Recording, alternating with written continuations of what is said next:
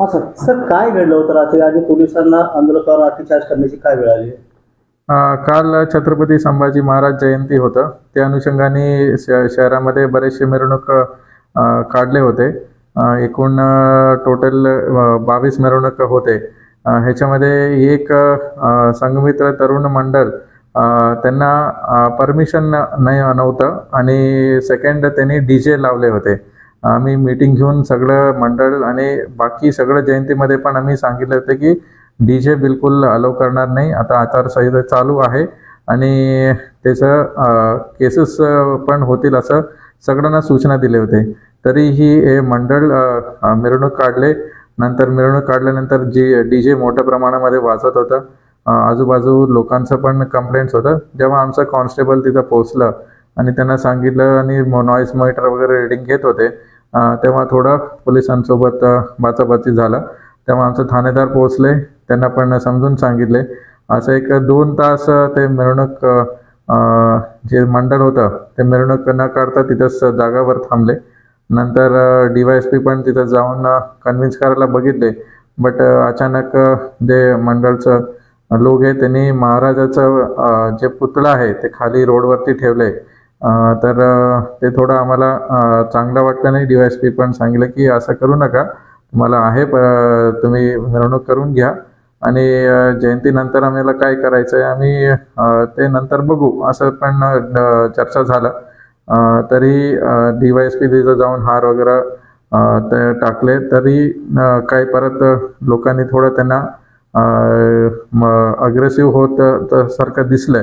तर DYSPनी थोडं force use केले. असा एक प्रकार काल झालेले आहे. त्याचं जे कायदेशीर कारवाई पण चालू आहे पोलीस स्टेशनमध्ये. बट आता आज काही लोकांनी रात्री पण मी लोकांना तिथं शांतता मीटिंग बोलवले होते. काही लोकांनी मला भेटले पण त्यांना पण समजून सांगितलं की असं असं प्रकार आहे. आज काही निवेदन ते सगळं आंदोलन प्लस ते काही निवेदन पण माझ्याकडे दिलेले आहे की असं असं काही इश्यू झालं आणि लाठीचार्ज वगैरे झाले असं पोलिसांचं ॲलिगेशन आहे. तर ही एन्क्वायरी आम्ही ॲडिशनल SP कडे ॲप्लिकेशन जे दिलेले अर्ज एन्क्वायरी त्याच्यावरती आम्ही एक ॲडिशनल SP कडे पूर्ण व्हिडिओ रेकॉर्डिंग पण आम्ही केलेले आहे. ते जे आहे त्याचं सत्य आम्ही काढून त्याचा रिपोर्ट आम्ही सादर करू. धन्यवाद. सर ही त्यांची मागणी आहे की उपविभागीय अधिकारी स्वप्नील राठोड यांनी लाठीचार्ज केल्यामुळे त्यांना निलंबन करण्यात यावे. काय फॅक्ट आहे? ते जे सांगितले तेच फॅक्ट आहे. आता आम्ही ते चौकशी करायचं. आता मला दोन लोक भेटले की त्यांना थोडं मार होतं.